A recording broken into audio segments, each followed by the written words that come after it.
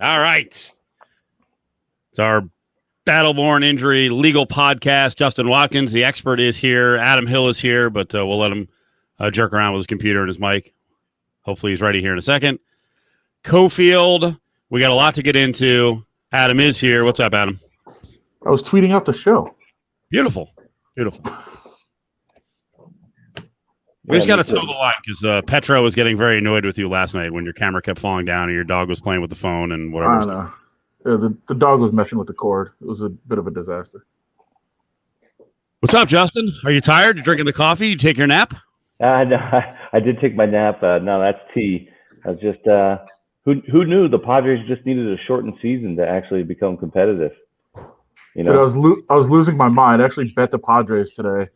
6-1 lead, nice and comfortable. Yeah. All of a sudden it's 6-6 going to extra innings, but I think they've done enough here I'm not one to count them in early. I think they've done enough here in the top of the 10th. I certainly hope so. Still 2 on, nobody out. I think they've scored 5 now. So. Yep, 5 in. What's up, Jonathan? Thanks for coming in. Brady with a what the blank is on Cofield's head. NBA pod tonight, a little bit. Someone saying the Giants bullpen is awful. All right. Well, they're actually pretty good for a while. All right. Let's see.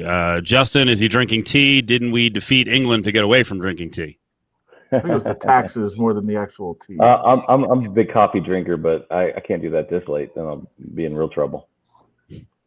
They were asking about the hat. As Adam knows, I've been a longtime Laker fan since LeBron signed, and last year was rough, but I stuck it out. Last year was rough. The SO is a Lakers fan, so we enjoyed the game tonight. I do have, you can't see it, it's not on camera, but my Laker medallion that I won at Bourbon Street because I'm so good at skee ball and also the basketball shoot. And then from Mexico, I have this one. I'll pull back the mic. I've got the hat going. So we've got 23. What do we have over here? Is that that's the Lakers.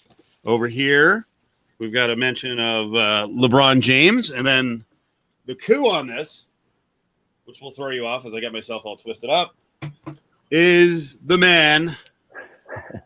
There he is. All right. LeBron James. Clutch. Beautiful, right? Clutch LeBron. Now I can't hear anything. It's complicated. LeBron James, Mr. Clutch, always coming through in the key situations. All I heard was like Mr. Clutch, something else. Because we know there's no such thing as clutch. LeBron makes the shot in the final seconds tonight. Prior to that, with the Lakers, he was 0 for 6 on game-winning shots in the last 30 seconds with the Lakers. So, Mr. Clutch. That is LeBron. It's painted by the finest Mexican man I know, just off a beach in Cabo. That's pure art. Look at that. Beautiful. That's intense LeBron. Hey, before we get into the weeds and all this stuff, Adam, are there any RJ people listening in that we need to be concerned about? Concerned? It was great. It was awesome. Just need to know my audience. Well, you have no obligations to anybody to not release information. Hey, I'm with you. And looks like it was accurate. Yeah, that's all that matters. Do you want to tell the story? Yeah, I can tell it. The funniest thing about that, so on Wednesday on the show, we were talking about some of the businesses and their policy stances on serving people without masks, and that sort of went on a tangent about worker safety and the safety of the public if you're, as a business, not going to enforce the safety regulations. And I mentioned that the special session that has been now called was scheduled to be called on Thursday, and it was not going to be called on Thursday. It was going to be delayed a day or two. And the reason for the delay was the governor wanted on the agenda liability, quote unquote, liability protections for businesses that open during the pandemic. To present the Which is facts. the equivalent of some forms of legal immunity.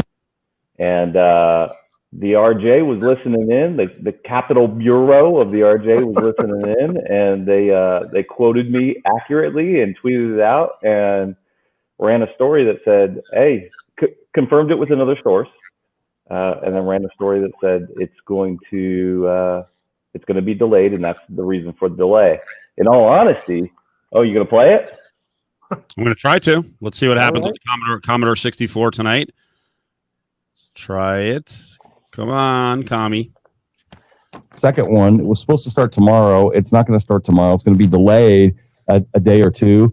And the major reason for delay is the governor wants on the agenda legal immunity for businesses to reopen. And my argument is this, is if we have this kind of behavior when there is no immunity, what's going to happen if we say, business, it doesn't matter what you do. You know what? This whole pandemic's unpredictable. Just do whatever you think's best, or not. We don't care. Like we're not gonna hold you to any standard from a legal liability standpoint. You take away all the rights of the employees. You take away all the rights of the customers, and it's an incredibly bad policy at any time. But it's especially a bad policy in times of emergency. Do we have to worry? I know in the federal bill, and this is getting in the weeds, in the federal bill that was along the. Do we need more of that? Was that the gist? Yeah. Right. Nice. And breaking stories. Breaking news. There's a couple funny things about that. Number one, I didn't know that was not known to the reporters out there. So it was surprising that it turned into such news, and then actually disputed by some of the other people up in Carson City. But I think has been now confirmed. Not just by me, liars, by others, and the funniest part about that was in the story. They said I wasn't able to be reached for further comment, and the funniest part about that is we got Adam from the RJ sitting right next to me. They could have just texted him or called him, and we could have chatted. But it's a funny thing. I couldn't. Adam, why didn't they confirm it with you, Adam? No one called you? Nobody called me. We did. Did we determine you had a missed call, Justin, from an unknown number? I did have a missed call from a number I didn't know about an hour after I left the studio. So maybe that was it. It could be it. Yeah, I'll try to check on that. I'm not saying they didn't attempt to follow up. I'm saying that there were reasonable measures that could have been taken to very easily get me on the line. Well, they don't know anybody that knows you. Well, that's not accurate. I'm saying how would they have been able to track you down, Justin? I mean, they don't know anybody that was around. It's crazy. And we should really talk about the fact that in the tweet itself, they tag me, quote me, but don't tag you, Adam, at the RJ to give you some credit for teasing out the scoop. I'm irrelevant. There's no question about that. I mean, also, I think it is a weird spot. I actually did talk to some editors last night just about like do we need to like disclose like it was me doing the interview, just to be fair of like, this is not some random show, like it is an RJ show, kind of, but no, we did not. They were like, nah, we don't need that. No, we don't need it. All right, good enough. Were you saying we are real news though? We're real news, man. We're breaking news. Hashtag real news. By the way, can everyone in the chat hear that? Oh boy. Oh, he's messing with you. Yeah. By the way, John just did something. Wait, you just said silence? He's messing with you. That's his thing. Yeah. Why won't John answer now? What's going on? Oh, I blocked him. Okay. Oh. John, that sucks because I was actually just gonna ask something that John did. He's unblocked. John just did something that a couple people have done recently, and I don't understand the meaning or the concept. Like, I was in a bunch of group DMs with him on Twitter, and like most of them have been active since like 2015, 2016, 2015, Like all these DMs, he just left all of them. And like in the last couple of days, I've had a couple of people do that in some like mass group DMs. And I don't understand if there's something out there that's saying like you should leave these DMs, or if people are just cleaning up all their group DMs like at the same time for no, like, just unrelated. It's kind of a weird thing that's happening lately. I guess we could ask him off the air. Just to follow up for a second, Adam, on the confusion, trying to get a hold of Justin. Did who was it? Colton Lockhead, who wrote the story? Yeah. Uh-huh. Did he ever track you down like late yesterday or today? No. I think he does. He does listen. He does tune in to us. Does he know you're on the show? Yeah. Does he know you work for the RJ? I think so. I mean, he works in Carson City. To be fair, like he's not. Okay. Yeah. Yeah, they are in a bubble up there. Even in the write-up, only our show got mentioned, not you. You work at the paper. I think that was intentional. Okay. Is that like a conflict of interest?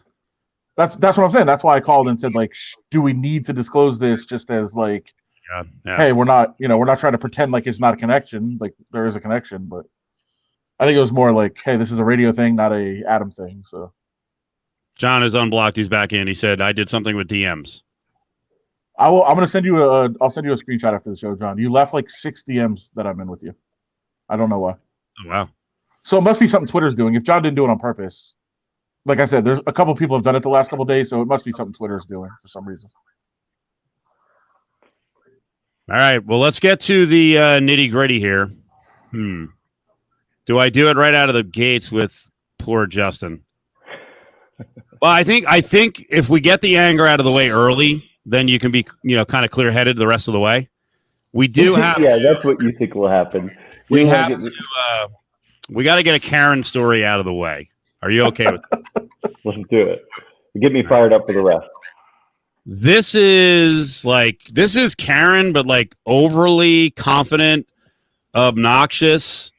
This is bad. This is really bad. So there's a landscaper at her community, and for some reason she's blocking him from doing his work. I don't think he was Latino. I actually think he's Asian. When I was reading up the stories, this is a California spot. So let's play this and hopefully John can hear it.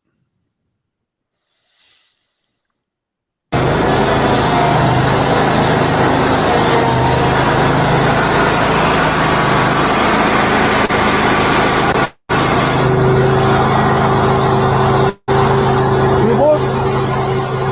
I'm doing my work. Can you move? Can you move on my work area? And can you step away? You're too close to me right now. And you're not wearing a mask. Can you step away? Can you show me your papers? Can you move away? No. Can you show me your papers? Can you move away? No, I want to see your papers. You want to see papers? Yes. Your immigration? Yeah. Your papers, Mariposa. Okay. Already the anger sharks are swimming. We've got a woman walking up on a stranger asking for his papers. Okay. Question. Thoughts? You just Justin, thoughts? I mean, are the Karens now immigration enforcement? Is that what they've been deputized? That's what they think that their role is. Obviously, you don't have. I mean, you can ask anybody you want for anything, but they don't have any. There's no authority by which you have to produce anything. And this dude sort of, laughs her off. Says he's Chinese, Filipino, and Mexican, and he's just kind of running through it all as she circles around him and starts speaking Spanish. The weird thing about this is that the area that he's landscaping is not like her. It's not a common owned area of her community. It's actually city owned. So there are some laws in place that say if you live in a common interest community, that you do have property rights for the common area. So in theory, you could ask people to come and go, to leave. You could argue trespass, but typically in those HOA documents, it's going to reserve that right specifically to management and the homeowners association board and any management company that they engage with. So that's not going to be a thing. But this was city-owned property. This is a contract with the city to do the landscaping here. So she absolutely has like no authority under the property to do anything. And so they said they're going to look into it. They said they think this is a one-off, no big deal, but the community that she lives in said they're going to pursue eviction of her, and good on them. Do it. Is that possible? Really? I don't think that that's going to be a viable reason because I didn't see anything, physical or intimidating about it. The closest you can get would be, approaching somebody within social distancing and not asking for, not wearing a mask. But there's certainly not going to be anything in her lease agreement about that. They're going to have to go with like an overall harassment sort of claim. But I think, to be honest with you, I think that they're doing that for PR standpoint. I'd be surprised if they actually pursued eviction. Can there be like a community standards clause? Like this is not a Sure, person we want there will living be. around us? Right, there will be, but there's certainly not going to be anything in there that is detailed in regards to this. There would be an overall like harassment, right? Like you can't harass other people who live there, and you can't harass the people who work in and around there. There's going to be something like that, and then the question becomes: is this harassment, and is that something that you really want to put in front of the court and have a Karen have her day in court and talk about all this stuff? Yeah, and this isn't the first time. That's why he was recording right off the bat, as he said last week when he was there. She, told him to go back to his country and was kind of busting his chops. So this time he wanted to record so he could show to management what's going on. Andrew says asking for papers doesn't count as intimidation. I don't think it does, because you don't have to produce them, right? Like I can come up and say, Adam, give me your social security number. Like, you don't have to give it to me. Is it intimidation that I asked? I don't think so. What if you come up to me every day and ask for it? Well, the repetitive nature could certainly rise to the level of harassment, right? So harassment under a legal definition is it can happen one or two ways. A singular conduct can be so offensive that it is deemed harassment, or repetitive, not as obscene conduct can rise to the level of harassment as well.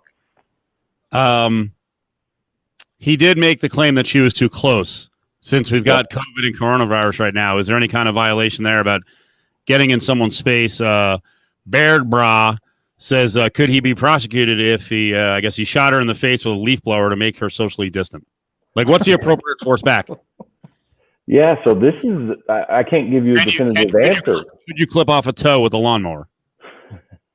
I can't give you a definitive answer on this because nobody foresaw this, right? There's not going to be a clause in her HOA documents about, social distancing or wearing masks. That's not going to be there unless there's some board action that's been taken recently, and that's possible. But the reality is ultimately what is appropriate and whether this is intimidation and what you can do in response to it is going to be up to a jury to determine. And so until these get tested in court, we're not going to have any jurisprudence to look at to say this is appropriate or inappropriate. I think it depends on where the jurisdiction is. If you're in Orange County, good luck getting a jury who's going to say that not wearing a mask is intimidation or threatening or assault. Like, just go down to Orange County, man. It's crazy down there. And this was in the Palm Springs area, and the town is Rancho Mirage. CJ Cards fan says, what if she threatens to call the cops if he doesn't provide the papers? Is that harassment? You're getting closer now. Yeah, but again, I just don't think, if you think that something's wrong and you say, I'm going to call the cops, and you're wrong about that, then I don't know that rises to the level of harassment. I mean, if we would have called the cops, they would have just said, yeah, get out of here. We're not responding to that. If the cops showed up and she just explained to them, "Hey, I'm trying to live the suburban lifestyle dream," do they? I don't know if everyone understands that inside joke, but It's good. yes, DJT was talking about making sure that low-income housing is going to be away from all of us fine suburban lifestylers. Mm-hmm. Anything else? I'll tell you on the Karen scale, yeah. She is not at the ones that get me as fired up as the people like in the grocery stores yelling at people, citing Oregon revised statutory authority and or Colorado. It was Colorado. Yeah, Colorado. Steve, that sounds like a challenge to me. I think Justin wants you to find one that's going to make him really mad. I was kind of weak tonight. I have a video I could play. You guys will all get mad, but I think we'll keep it later tonight. I'll bring it up down the road. Is it from downtown Las Vegas? No, it was Arkansas. Okay. So it's pretty interesting. Ryan Carl, if she called the cops, that's filing a false police report. No, not enforced nearly enough. Right, calling the cops and saying like, "Hey, I got this situation going on," and then them responding and saying that's not a thing, is not filing a false police report. If she calls up and says, "Hey, he's not giving me his papers," and they go, "Yeah, he doesn't have to," and then if she starts saying something false, then you get there. But this lady thinks she's in the right and needs to be told that she's not. And I'm sure she's getting a lot of that now. I mean, if they're serious about moving forward with eviction, that'd be awesome. Like I said, I don't know that they'd win that, and I don't know if that's the kind of lawsuit you want to get involved in Palm Springs. With what kind of jury you have there. I'm just totally stereotyping and saying you're going to have a lot of older retired people. And generally speaking, if you were to do a demographic sort of analysis on how they feel about the mask policy, I don't think they're going to feel as strongly about it as the younger generation does. Next story up. Let's stay in California. We mentioned Orange County. They're not happy about the school situation. So headline here is OC Board of Education announces lawsuit against California over school closures. And that includes a lawsuit against Gavin Newsom. Can you sue governors? We've been through this in many states. I know bar owners here were going after Sisolak. Can you sue the governor? Yeah, this story actually gets me more fired up than the Karen story because so what they're doing is they're gonna file a lawsuit and say that Newsom's order violates the Constitution because California recognizes free public education as a constitutional right. And what they're saying is it violates the Equal Protection Clause because virtual learning disproportionately affects poorer communities and communities of color, right? Which is, in theory, if we're just chalkboarding that and saying, is that a reasonable constitutional challenge? It is, but not in fucking Orange County. Like, that's not what they're making that argument and trying to find somebody in the community that can make that argument, but it's fucking bullshit. What this is really about is a bunch of, rich kids whose parents want them to go to school. And they don't believe any of this shit. They think it's all a hoax. And so they're finding whatever legal argument they can give. On the public comment of the Board of Education hearing, the public comment was overwhelmingly in support, including communities of color, to say that they support the virtual and distance learning unless they can provide a mechanism by which there could be required masks and appropriate social distancing. And I think that it's not impossible, but it's very difficult. And I think as a statewide policy, I think that's nearly impossible. Could we go after these parents that want their kids in school for child abuse or neglect? No. Why? No, I think that there's a reasonable argument to be made. I really do feel that there's a reasonable argument to be made that having distant learning, locking down your children in response to this pandemic does more damage to their psyche emotionally and intellectually than the danger that they are exposed to by being in schools. I think that there's a reasonable argument to be made there.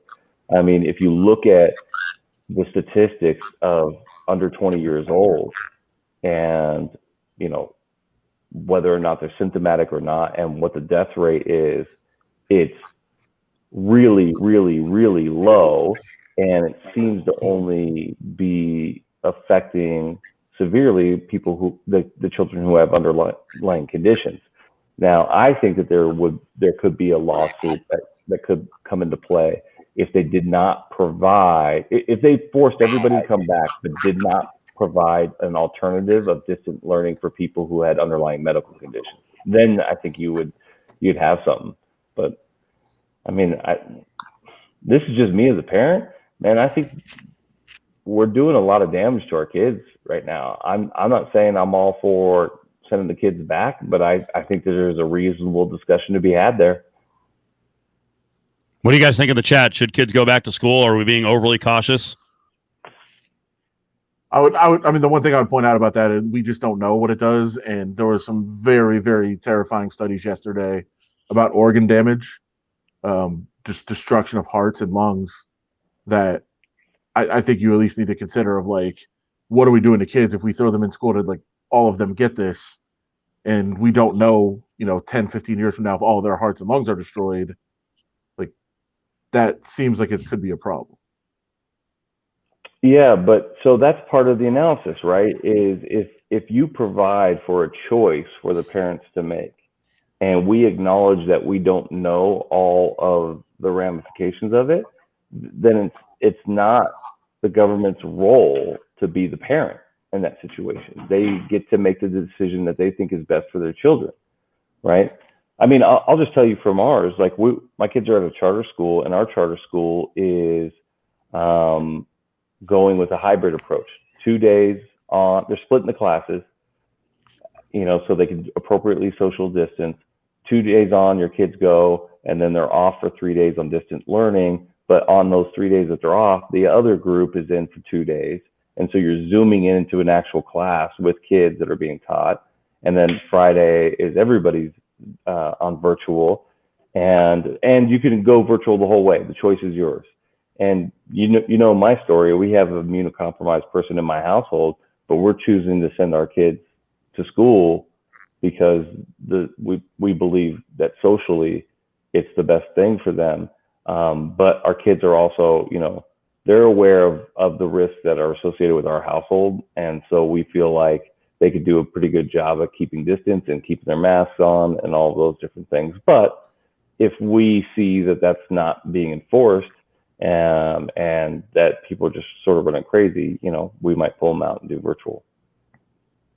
Adam on the chat says, don't forget about the teachers and staff.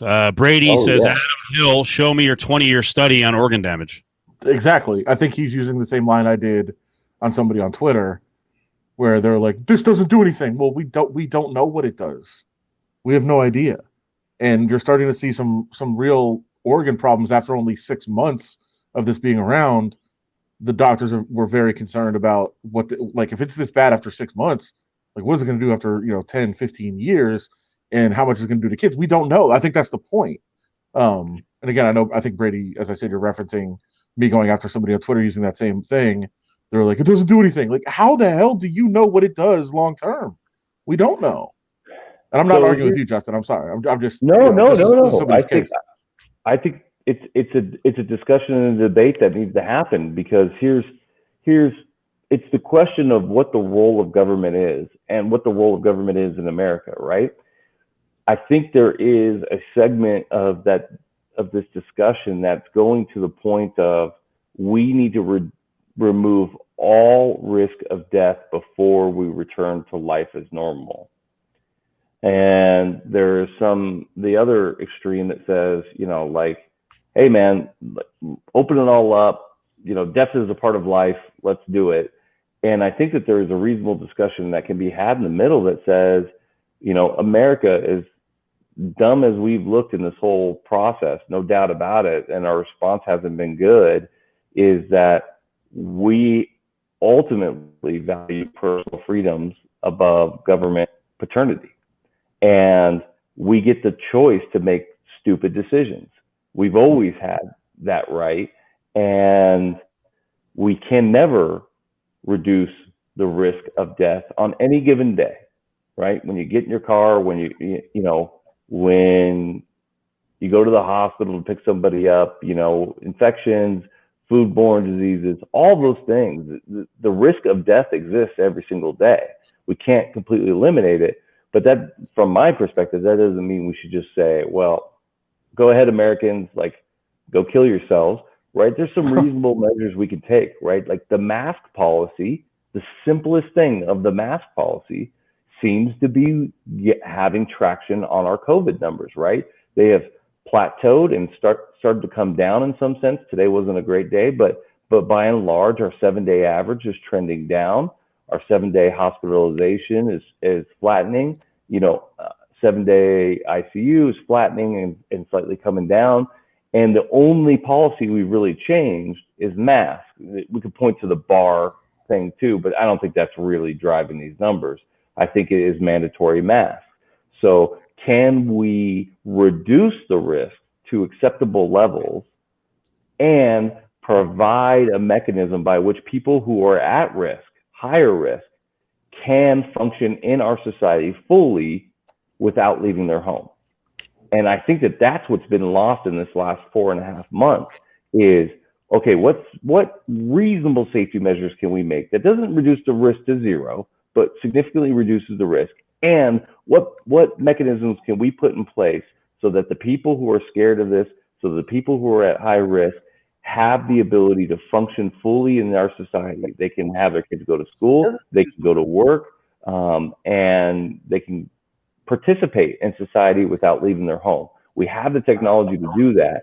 So why aren't we creating all of those protocols? It seems like this discussion is all happening in a jumbled version in the last 2 or 3 weeks, when really this discussion should have been going on for the last 3 months.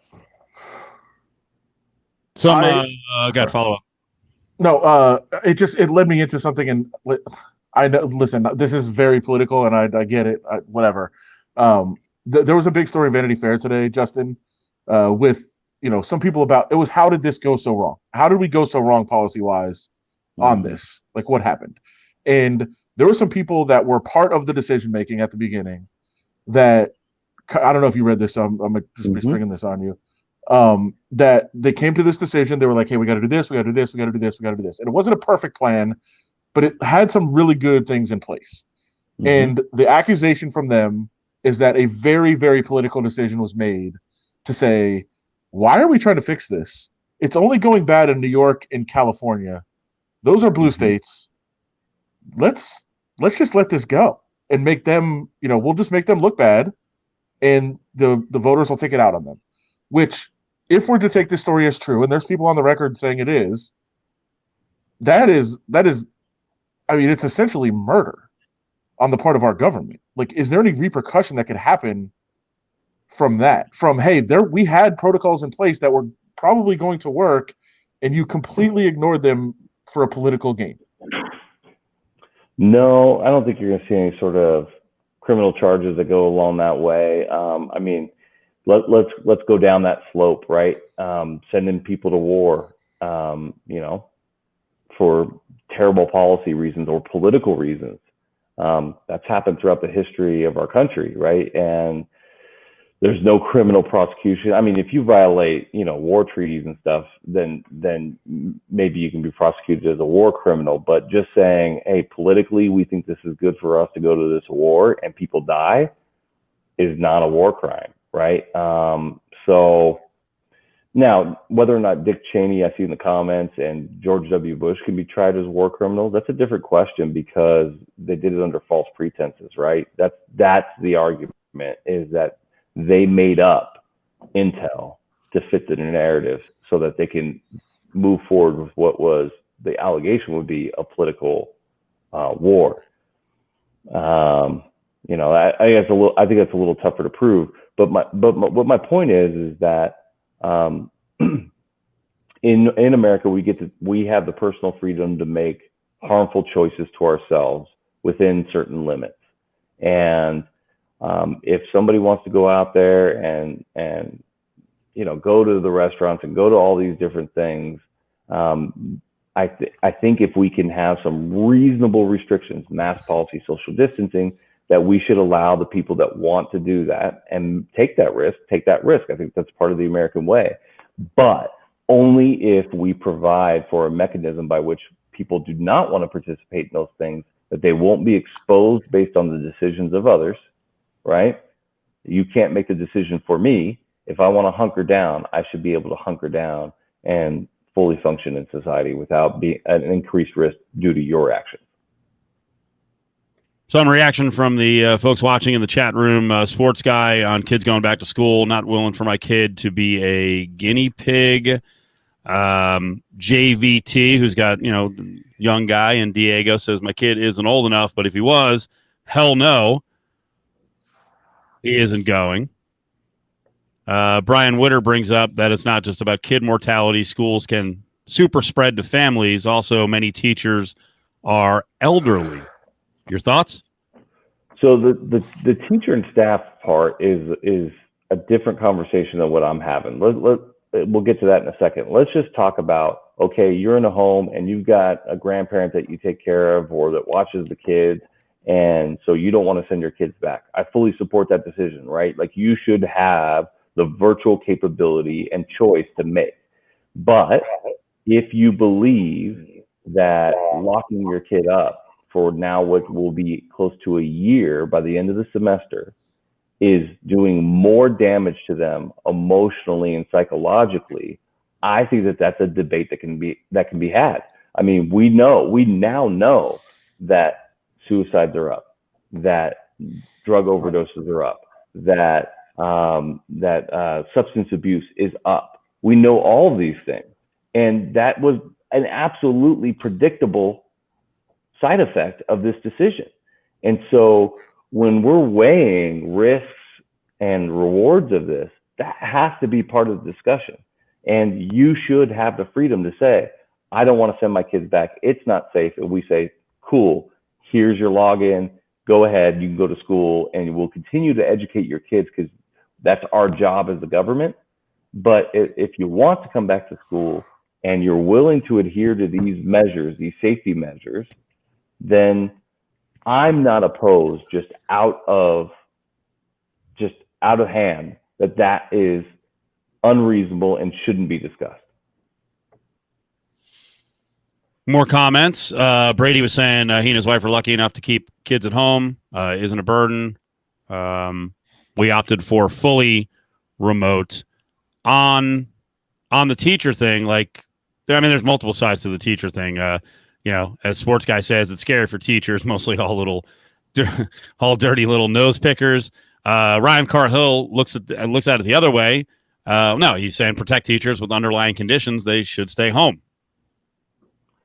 I don't have a great answer to this one. I think that there needs to be some sort of opt-in, opt-out situation.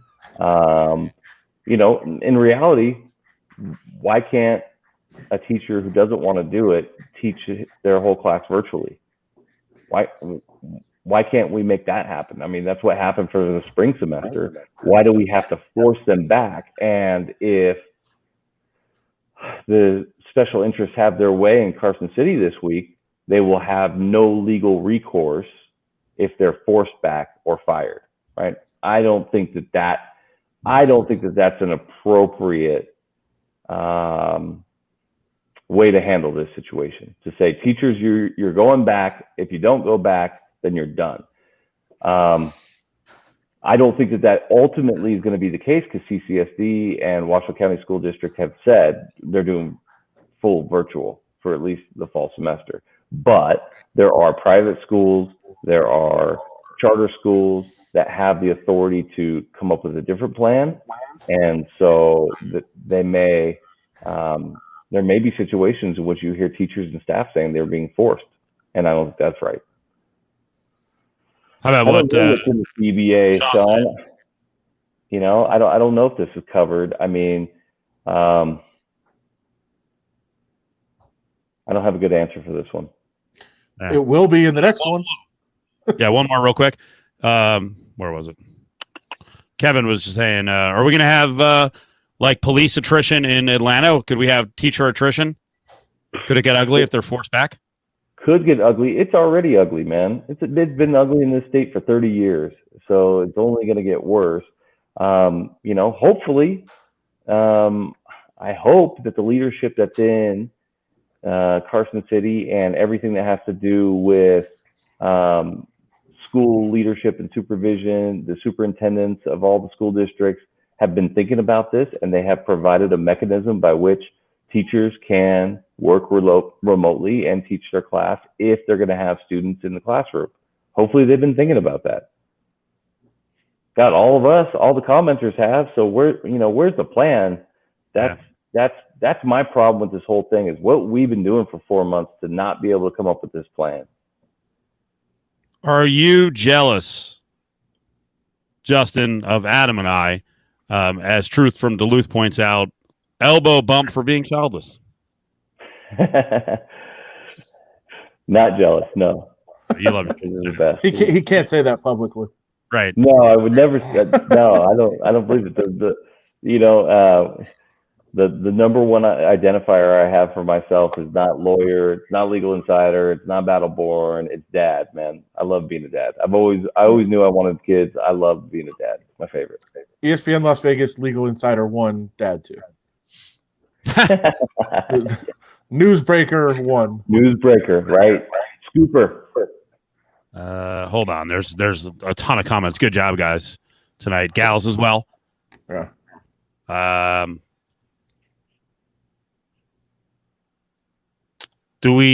to Adam and talking about long-term damage to organs, do we know the harm, this is Ryan Carl, do we know the harm of this isolation for kids? Does it outweigh these vague unknowns Adam speaks of? And Justin spoke to that earlier, like what damage are we doing to kids by, having them locked up and away from other kids and just out in society for 4, 6, 8 months? I mean, I'd make the argument. I'd make the argument keeping your kids away from other kids is probably good. I was just going to say, I'm going to speak to my experience, right? When school's in, my kids, go to school every day, and they are involved in a bunch of extracurricular activities, gymnastics, they run cross country, they do track. And since the lockdown, what I have noticed in my own kids is it's almost impossible to limit their tech time because there's not a lot we can do. So they're on the computer more, they're on their iPads more. We're not outside doing physical activity. And I believe that behaviorally, it has affected my kids. Psychologically, it has affected my kids. If you talk to my kids about something that happened, they'll be like, "Oh yeah, 3 weeks ago this happened," and it's literally yesterday. Their concept of time is gone, right? We have a hard and this is not just me. This is parents talking in amongst ourselves that their kids are experiencing the same thing. And me having my kids locked in on an iPad that I've fought so hard their entire lives to limit is super problematic to me. I'm not for it.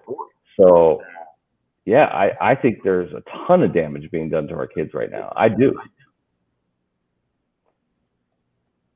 Adam, you want in?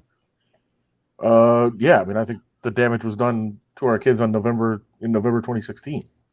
No doubt. Yes. So I have to come up with stupid stuff it's hotter than hell outside. Our kids don't want to go out when it's 110. They want to get on their iPads. So when we get up at 6:30, I'm like, hey, it's 85 degrees. You've got to do 4 laps around our community. Or the lap is a half mile on a bike per hour, or 1 lap if you run it per hour. You got to earn your tech time. And I just have to come up with things like that to get them going. Because I'll speak for my kids, man. When they get locked in on an iPad or a computer, I call them video zombies, man. They literally don't hear me. If we ask them if they're hungry, it's an automatic no. They just forget the world, man. They won't eat. They won't participate in the family. They will just lock in and then come back out. My kids wake me up at 6:30, by the way. I don't wake them up at 6:30. Sounds good to me. That's what life is now. They should be ready for it. God, I could swear I saw a question earlier. Oh, here it is. Brian, this has damaged us all emotionally and psychologically. Do you agree with that? I do. Do you notice changes in yourself? Yeah. Really? Yeah. I mean, I'm a routine based. Negative or positive? Negative. Yeah, negative. Like, I'm a routine based person, man. I have a very regimented, routine that I like to get into.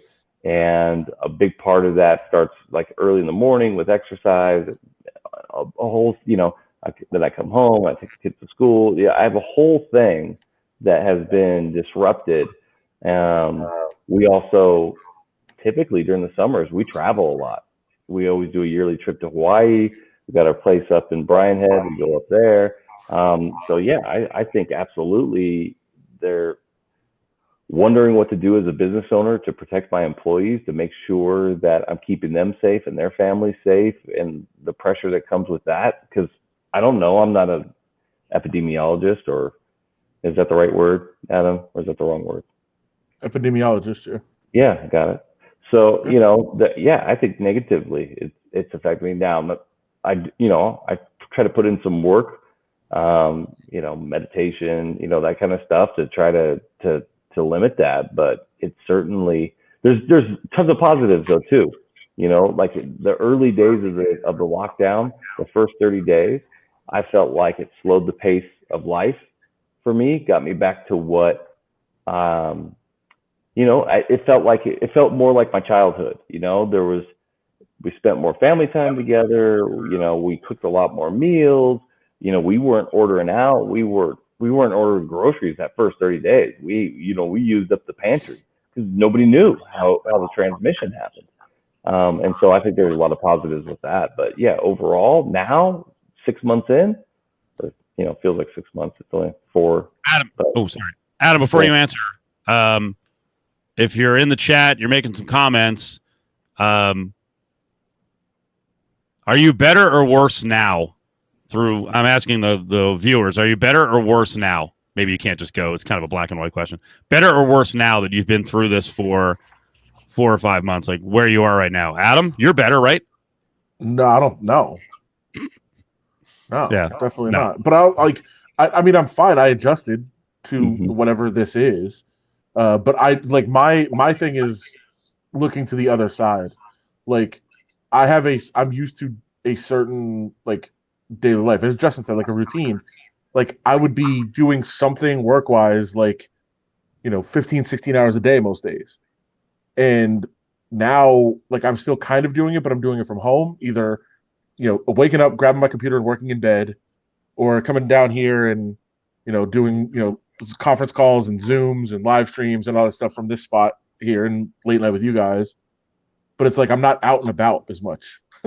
Sure. No change for Ryan. I'm like not out and about, and like I'm picturing when things are back, like going to practice every day, going to the show, working at Starbucks, all this stuff. Like I don't know that mentally I'll be able to adjust getting back to like working 16-hour days. Maybe that's good. And I'm still, like I said, I'm still doing the same amount of work probably, but I'm just doing it from here.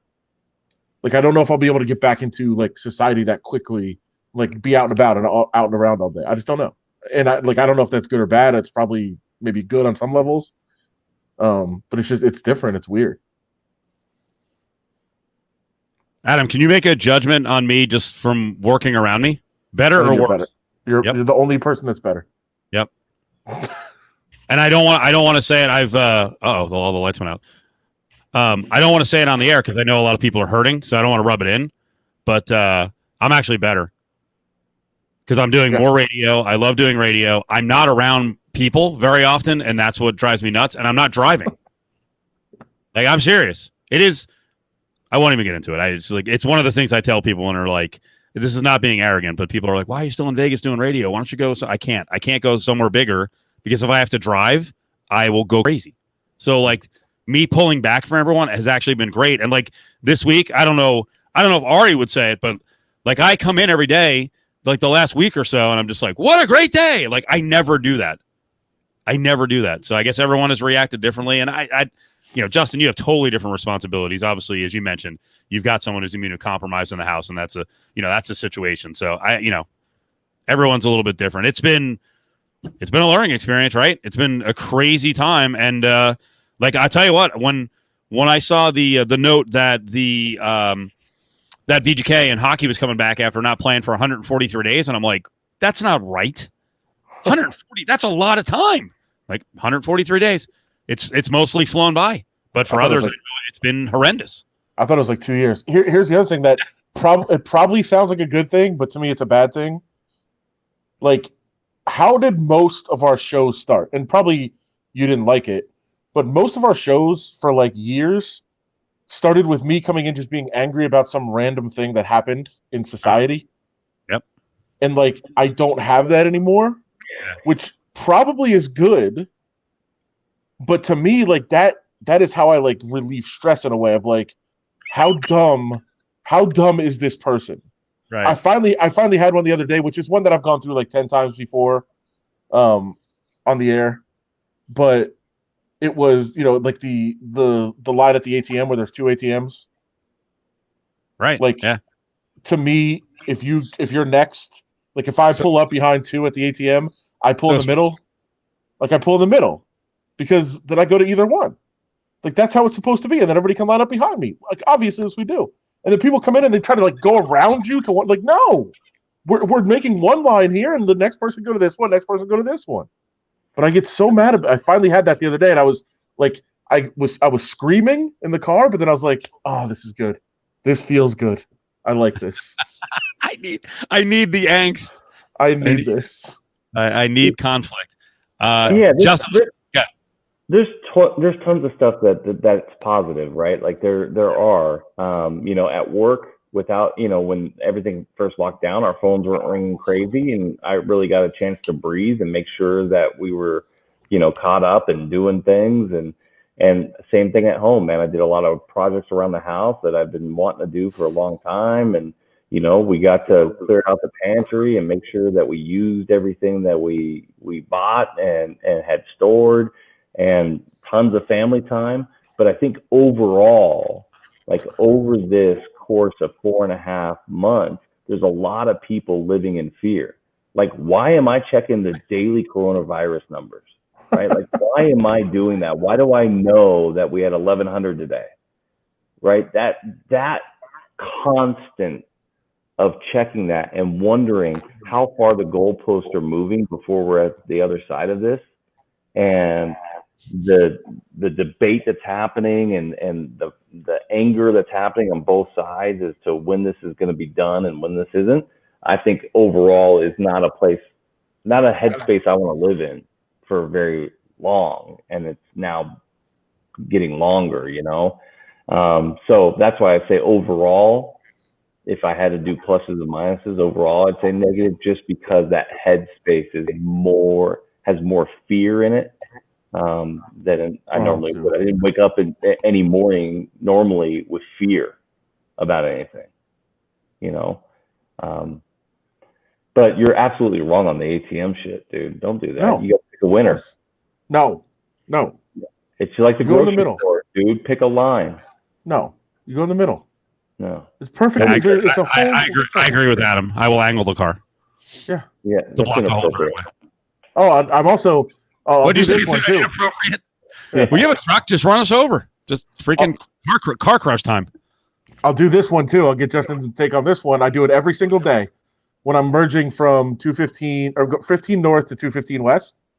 So there's the giant merge, right? There's the two on ramps come together about halfway down, and then the one lane goes all the way down to merge on 215. It's backed up every day, and it's two of them that come together, and you'll come to a spot, and then inevitably, whoever comes from this side, like they're all just driving around they go around the whole line, go outside the road, they try to pass everybody. Like, no, we're merging together. It's 1 1 1 1 1, right?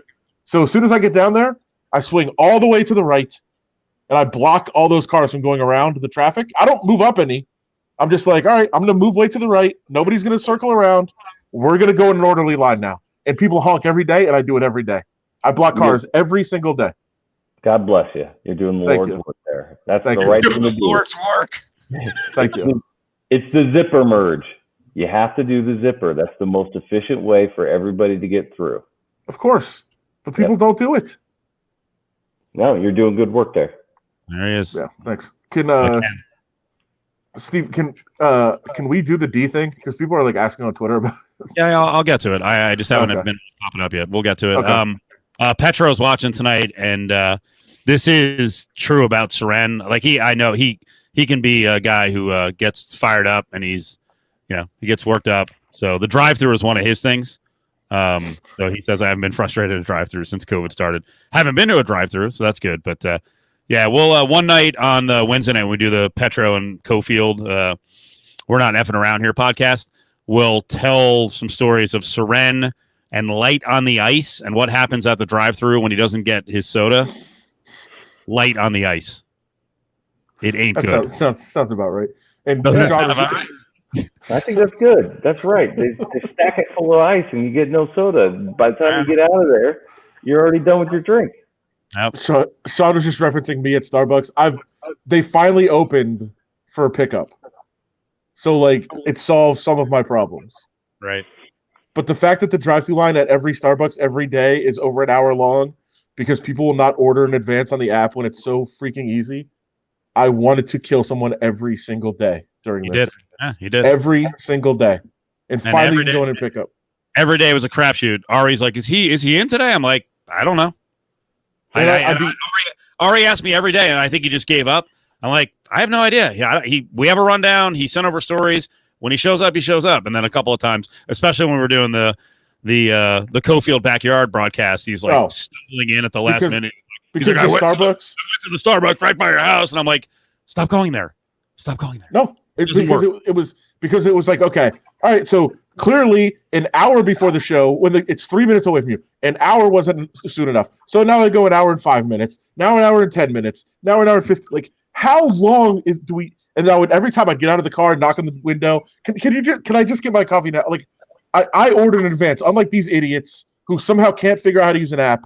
Can you just hand me my coffee, please? I've been in line 78 minutes at this point. Like, can we just pick up the coffee inside, please? Or set it outside. Like, just set it outside the door. I don't even care. Hey, bro, you missed an opportunity to become your own coffee brewer, dude. That's what you were supposed to do during this lockdown is learn how to perfect your own coffee. There's too many. No, I love it. I love too many coffee places. No. Because do it at home. Make your own. Oh, no. There's too many good spots. And that's the other part. So, little known fact, people talk about me in Starbucks. Yeah, and here's Brady's pointing up what I was going to bring up. I don't even like Starbucks that much. But it's just consistent. It's like you always know you can order in advance, you can pick it up. We're good. That's why I order Starbucks. And because I can write there in normal times, that's fine. Dutch Brothers is by far the best. But you can't even fathom going to that place if you don't have 2 hours to wait in line. And there's no inside. Yeah. So you have to go to the drive-thru. And it's 2 hours every time. It's really not. It's 45 minutes, whatever, but it's crazy. Dude. Good to know. Good coffee you can get on a drive-thru is Einstein Brothers, man. I love their coffee. That's true, but don't they close at like 1 o'clock? What time are you getting this coffee, dude? Like 2. Right before the show. It's like a refresher in between radio or newspaper and radio. Yeah. Yeah, there's a pizza over by my office that never has anybody there.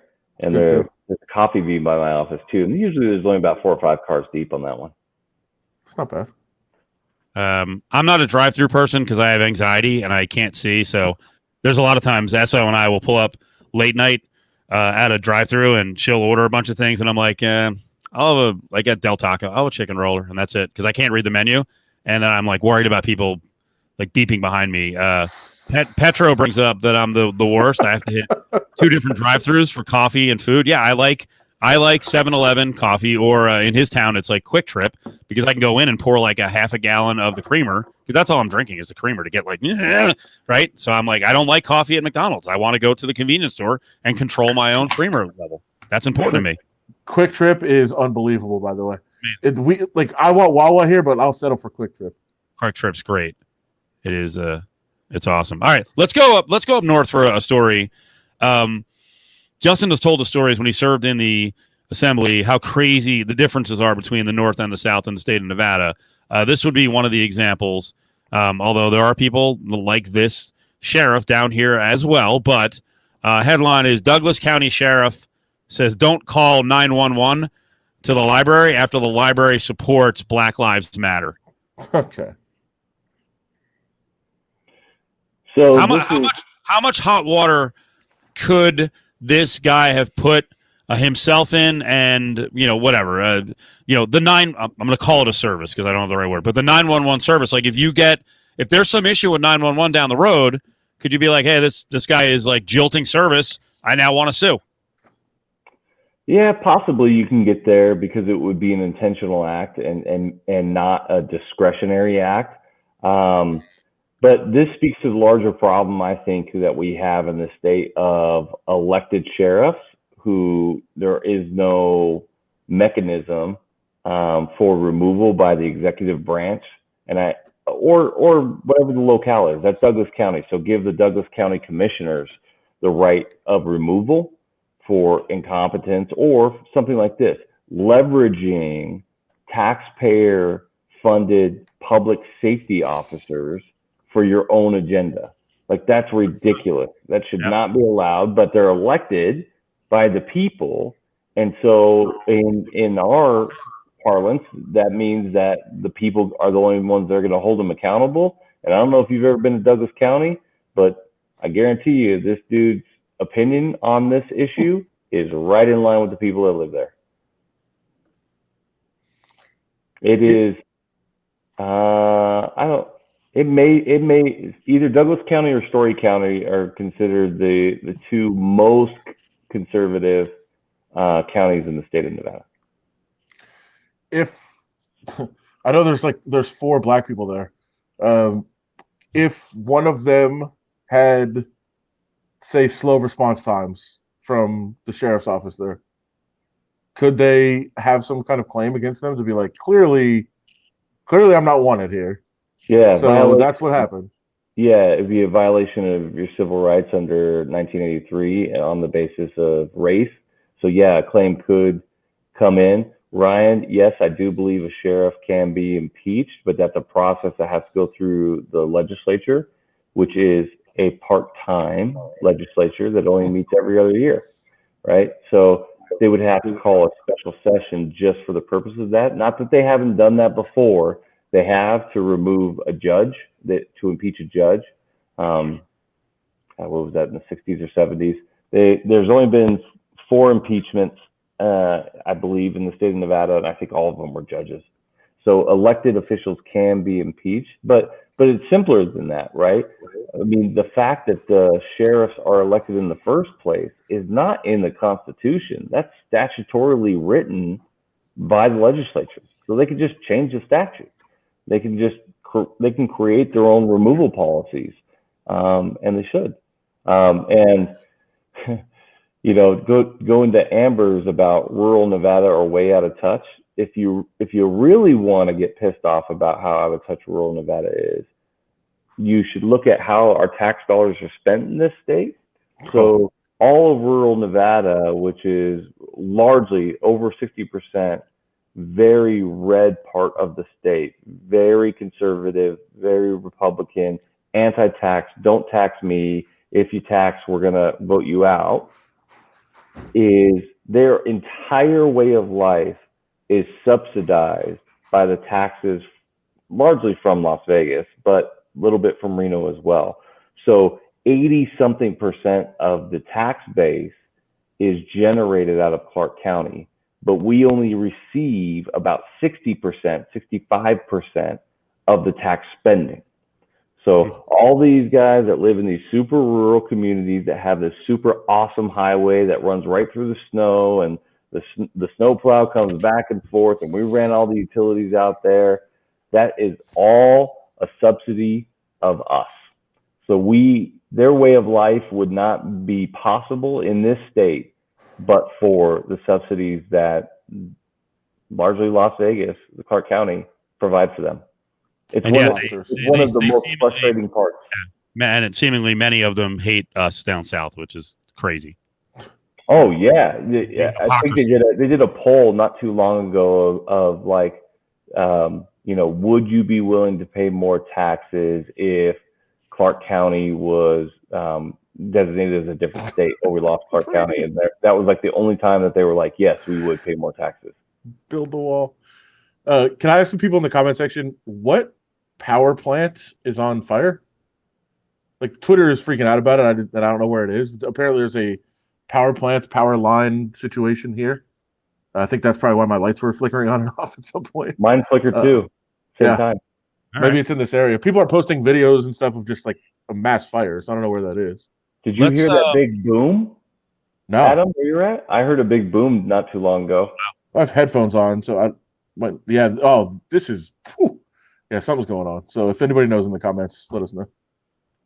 Let's stick on the whole election thing.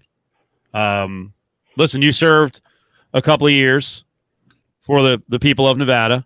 You know a bunch about politics. I'm worried. Will I not be able to vote in November? The president said he wants to delay the election. Is that going to happen? No. It's not? The president does not have the authority to delay the election. That would have to come through Congress. He doesn't? Sorry? I said he doesn't have the power to just delay the election? No. And you know what? I mean, I don't want to go way down a conspiracy rabbit hole or anything, but I'm going to say this. If you care about what happens in November and you want that election to have some finality on election night, because I think almost most states are going to go mail in, you need to mail it in early, right? Because they'll be able to count. They'll have that count ready on election night, but they won't certify as final any of the results because they have to count all postmarked by that day. So it'll take 4 or 5 days to certify the results, but if the results appear apparent, they can at least call the election. So, I'm an advocate for early voting. This special session is going to move us towards a 100% mail-in vote for this general election. That's going to be on the agenda. That's going to be voted on. That's going to pass. So when you get your ballots, get them turned in. If you don't know who to vote for judges, hit me up. We're definitely, as we get closer, we'll do a full review judge by judge just to get a couple of snippets because we can't express strongly enough like how important it is. These judges, you can't just blow it off. Like clearly we talk about all the time these crazy documentaries that I watch and I ask you guys to watch, just how much of an effect a judge can have in local cases. I mean, they just completely botch things. Hell was by the way, I'm trying to think back. Adam, you know this case a lot. Was Meek Mill done in repeatedly was that a federal judge or was that a local judge? Was that a state judge? I thought it was state, but that's a good question actually. I can't remember. So I don't know if she was appointed. I don't know if she was appointed or elected. She finally got removed. Yeah. For popping wheelies. Wow, I mean that thing was just ridiculous. All right. So to Ryan's point, he says this election is going to be a mess. I don't think so. I voted in Oregon when I was up in school there in the first all mail-in election. Oregon for the last 20 years has only voted by mail. There is no polling location. It is all done by mail. Same for Washington and most of Utah as well. I think parts of Wisconsin and Minnesota have been that way too. And so we don't have to make this up on the fly. There are states that have been doing this for a very long time and have shown how to catch any sort of fraudulent activity and ballot harvesting and all that stuff. They got that all figured out. And so I think that I think the states that move to mail in will have a very good road. Friday and Saturday night. Sorry. Like I couldn't mute it. My bad. By the way, those explosions, Justin, looks like a cactus and Decatur. Oh area. yeah, that's close So to it me. makes sense that it's down by us. Yeah. I think it's that area just north of like where that Taco Bell is. Okay. Oh yeah. Yeah. The big So- transmission spot there. Sorry. Go ahead. So Adam was saying there's something at the D we need to see. When was this? Adam? Oh boy. So Justin, did you see this already? Say what are we talking about? Did you see this? What's going on at the D? Oh yes, I did. Okay. So the D tried to put in some pretty stringent regulations about who could come in the property on Friday and Saturday nights. Oh. This is a video that was captured of the security guard telling these people. Now, I just now received, like in the last 10 minutes, received an additional bit of information. So we'll get to that later. But this is a security guard telling this couple that they're not allowed to go onto the property because of some new regulations at the D. Ready? Yeah. Dress code on Friday and Saturday nights for neck and face tattoos. If you're a lady and you're exposing a little bit too much your upper extremities, then we can't let them in either. I just read some correspondence. They're going to start putting signage up there to let everybody know on the front end. You won't let me in the hotel because I have tattoos on my neck. I'm not, I understand how you feel. Okay, it's a company policy that we just implemented, and it's a part of the dress code. Male, female, Hispanic, white, black. It doesn't matter your race, your ethnicity, your gender. It's something we just implemented, and we're enforcing it on Fridays and Saturday nights. Okay. So there's a thorough explanation. So that's all I have to say about that. Okay. You understand what the rules are, correct? Okay, good enough. You guys have a good night. Okay. Who boy. So what's going on here? First of all, we'll get to in a second. The D did put out a statement about this tonight. First of all, Justin, clearly that security guard is basing that explanation on the law, right? Of doesn't matter your gender, doesn't matter your race, just can't have this going on. Like he's clearly speaking to the law there, right? Because he knows he's on video too. Right. So they absolutely have the right to implement whatever dress code they want. It's private property. You can exclude anybody. But if something on its face seems non-discriminatory based on a protected class, but in effect is actually discriminatory based on race, ethnicity, then it's still improper. It's still illegal. So, for instance, if you said you're not allowed to, we don't allow anybody in here who has an afro. Well, generally speaking, that's going to apply to only African Americans. I know that's not exactly true. I know there's some white fros out there that exist and all that, but that would be discriminatory in practice, even though on its face it appears to not be discriminatory. So now where it would get real interesting is if they had that tattoo policy, and let's say they had somebody from the Polynesian Islands, and where it would be connected to religion, and say this is part of my religious markings. You can't discriminate against me based on my religion. It would get real tricky there as to whether or not that would fall into a category of unlawful discriminatory practices. Hey, it's face tattoos. It doesn't matter if you're a man or a woman, right? He's saying, so gender is protected class. We're okay there. And it doesn't matter what color you are. It's just about the tattoos. Yeah, he's saying that it is neutrally applied, which it needs to be. Well, we've heard the stories in the past of the Power and Light District and places like that in Kansas City that tried to put in dress codes, and it was like no jerseys, but like if white dudes came with soccer jerseys, they're fine. But like that was clearly discriminatory, and I think they lost a big lawsuit about that actually as well. But in this case, he also said it wasn't just the face and the neck tats, right? It was a woman that's showing too much of her upper extremities, which that's not a proper terminology. I know what he's saying. That's not what he means. Like nobody cares if you're showing arms. He also pointed that out in there, right? Mm-hmm. So I don't know if you. It looks like somebody else has already put this out, but I had heard from somebody that the woman had just a see-through shirt with no bra on, and that was really the issue. That they were like, you can't, and they were like, all right, you got to get out. So that was part of their thing too. But the D has put out this statement. They were enforcing this policy.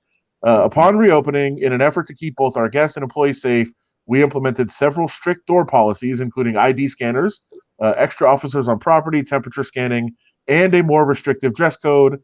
In evaluating our policy, we determined that limiting face and neck tattoos was overreaching. We made a mistake, and we have rectified it. Like, okay, how does they didn't get into that part? How did this happen? I don't know. Who determines that policy? And I've heard other people on Twitter talk about, like, dude, you're on Fremont Street. That's like 50% of the people down there. Like, why would you want to limit your customer base in that way? I don't know what they were thinking. It's an interesting debate as to the gender role. There have been movements to challenge rules that say, a man can be topless, can be shirtless, but a woman can't. And in some instances, in very specific locales, they've won that.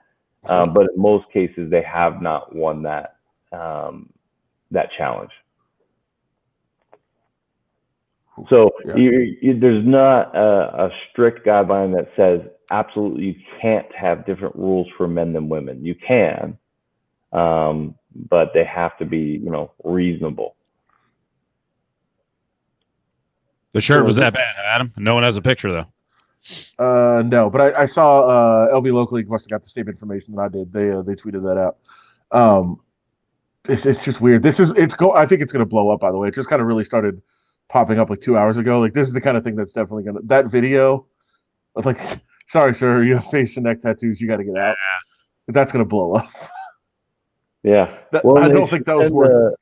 They should send the lady with the see-through shirt. Hey, you're going to be welcome at Circa as soon as it's open. Go on over there. That's same owner. I know.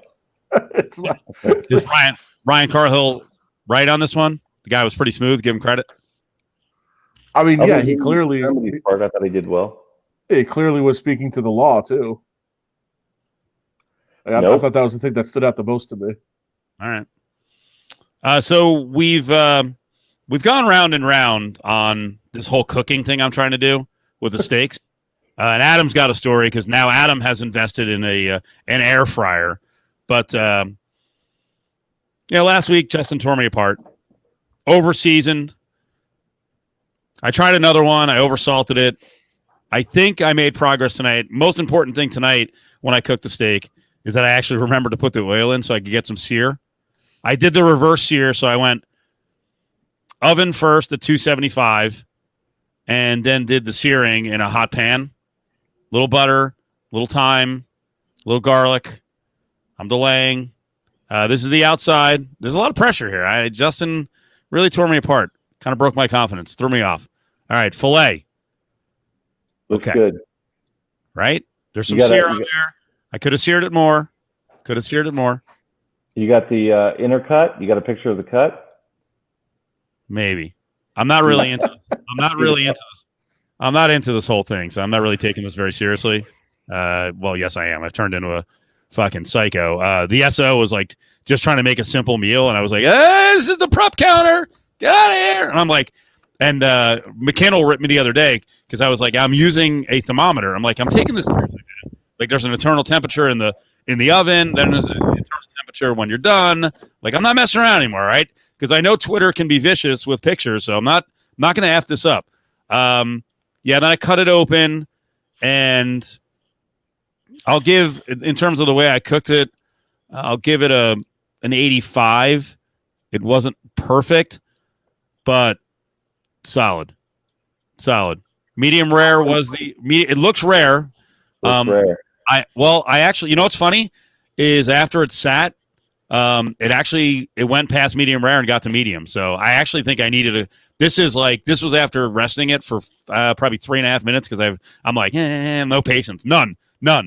Like, I just keep looking at the clock. I'm like, I can't wait 5 minutes to rest it. I can't do it.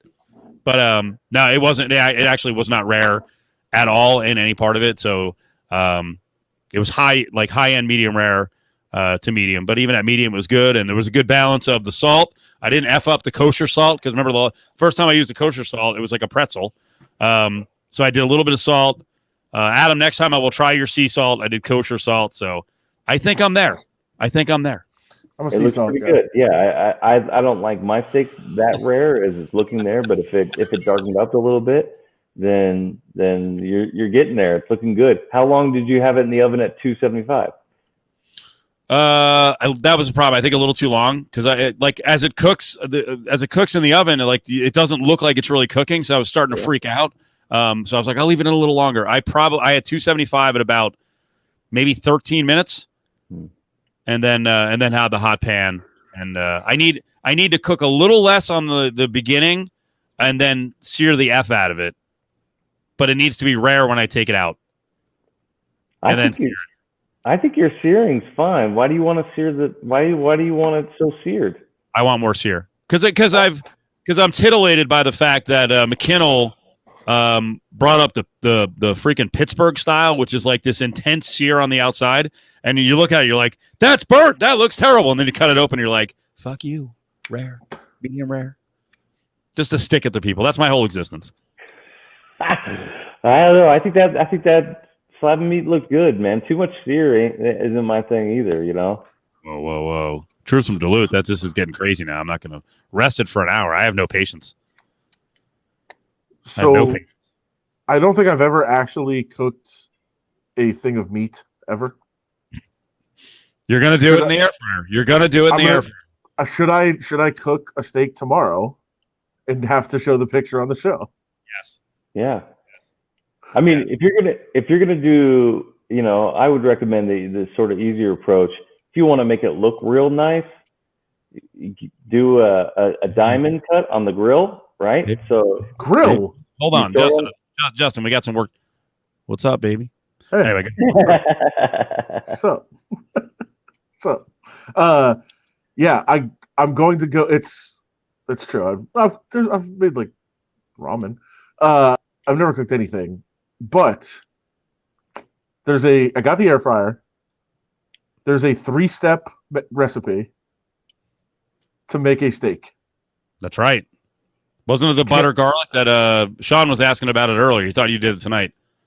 No, a garlic herb butter steak in the air fryer. Garlic herb. Yeah. There's 3 steps to this, Justin. The full first step, allow the steak to sit at room temperature for 30 minutes before cooking. That's step 1. Like I feel like I can knock that off. Yep. The other 2 are going to be an issue. I mean, there's a lot there. But like preheating it, I think I could do that. Season it on both sides, okay. Place the steak in the air fryer for 10 minutes. Okay. Transfer to a cutting board and allow it. All right, I don't know. I think I can pull it off though. So I think tomorrow I'll be doing this. Let me know how it goes. I have an air fryer still in the box in my house. I've never used it, and so let me know how it goes, and then I'll give it a go. I don't think it's a great. I don't think it's well. It's been pretty decent on chicken. I don't think it's great on steaks. It's definitely good on stuff that's outside of Adam's new diet now. Like obviously fries are awesome in there. Adam last night tried chicken wings, which I tried chicken wings, and I was like, Again, I don't have the prep patience. Were they good, Adam? They were pretty good. I actually got some tips from our friend Naked City Chris tonight. Okay. He said you got to fry twice. Now, he first of all said he's not endorsing an air fryer at all in terms of his profession.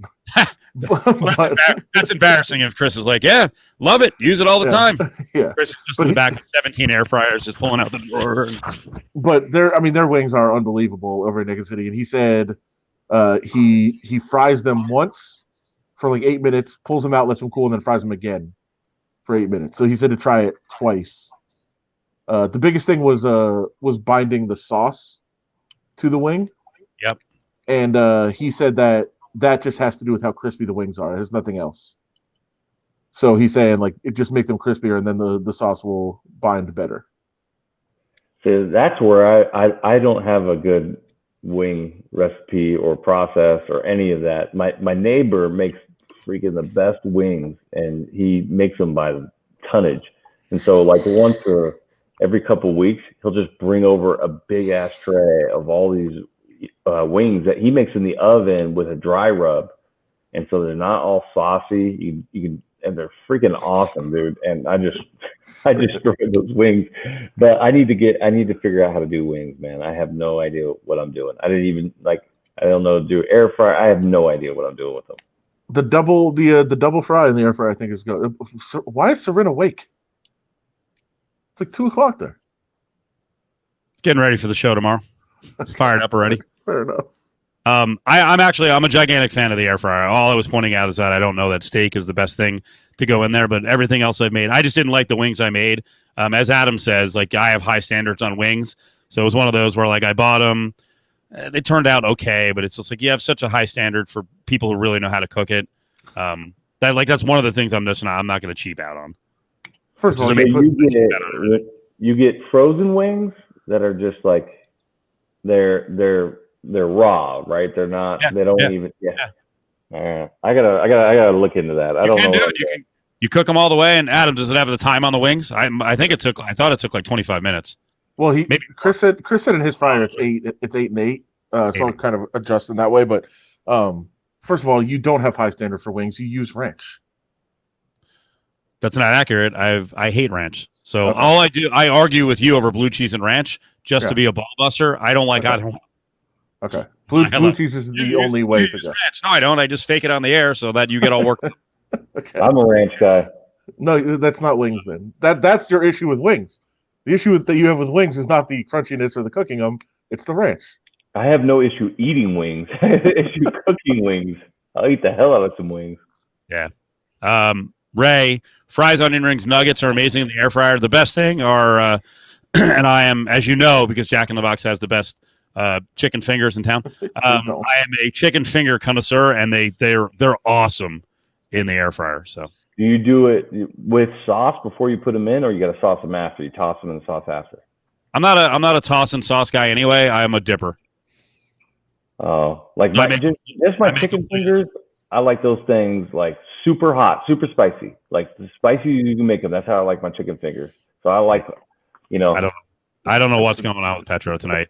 Where is I like his logo though. It's fantastic. Oh, it's dynamite. Where is I don't know what her name was. That's probably a guy earlier with the chick picture. All right, let's close on this. Very controversial. I want to take the side of the maskers in this case because I'm very pro mask. I don't know that this joint should have the right just to bar anyone. I guess it's private property, so we always yell about private property and kicking people off. Do I go down this path? This is always afterwards. I'm like, time to delete that video. But it just don't get emotional. We're just talking about people's rights. Right, Justin? This is the important thing. Don't get emotional. Headline: Minnesota couple barred from Walmart after wearing Nazi swastika mask to the store. Ugly incident caught on tape showed a man and a woman donning the hate symbol while shopping. Their whole point was, well, I don't know if they're true Nazis.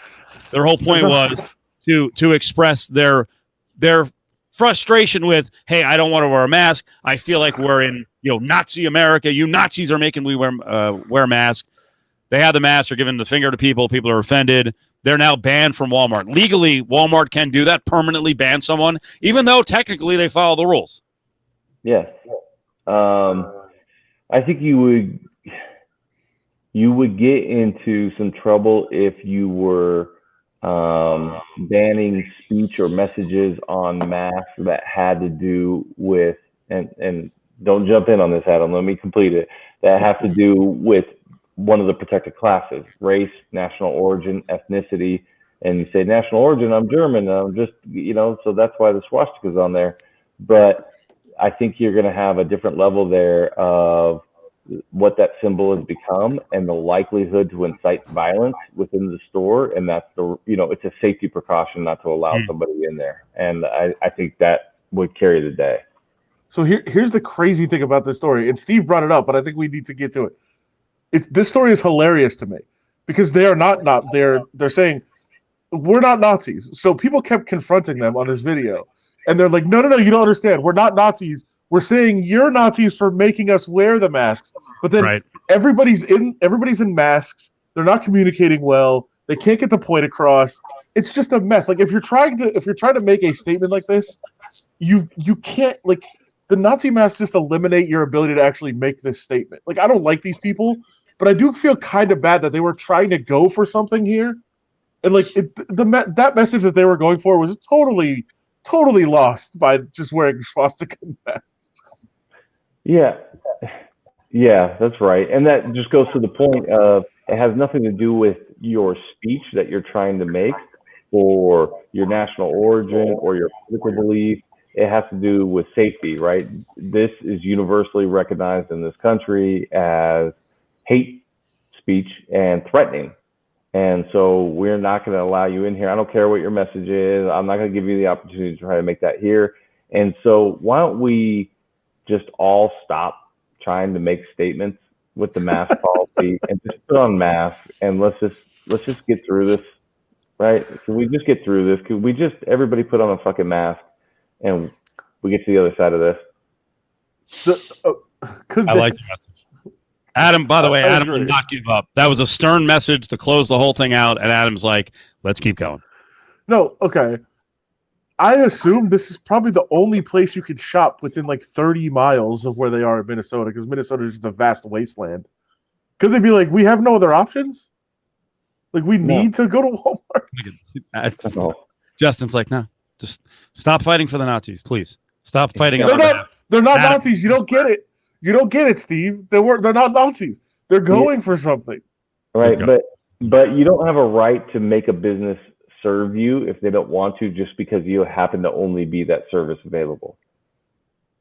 Right? Somebody, if I was the only lawyer in Vegas and somebody comes in and says, I want you to represent me on a rape case, and I'm like, I don't do criminal work and I don't want to defend rapists. Like, so no. They'd be like, well, you're the only lawyer in town, so you have to do it. It'd be like, no, like, get the fuck out of here. Go to bed, Soren. Yeah, that's perfect. Upset special. Adam has more annoying angles on the story. We are back tomorrow night, normal time, 10:30. We're going to have a special guest in. One of our newest hosts at Lotus Broadcasting, Q Myers, is doing Silver and Black today, each day, starting next week on Raider Nation Radio 920. That starts at 7 a.m., kicking off with a brand new morning show on 920. That's going to be Pritch and Clay. Mike Greenberg is actually a filler in a couple weeks in the middle. I'm not sure what they're doing between 10 and noon. But at noon, JT the Brick is on. Then Q is on. And then the great Vinny B from the local paper will be on each day from 4 to 6. And I have a feeling, Justin, you said it yesterday, I'm getting closer on this one. I have a feeling you're going to hear Adam as a contributor on that station from time to time. So we're very excited about that. Dude, I broke that news too. You did break that news. I'm breaking all kinds of fucking news.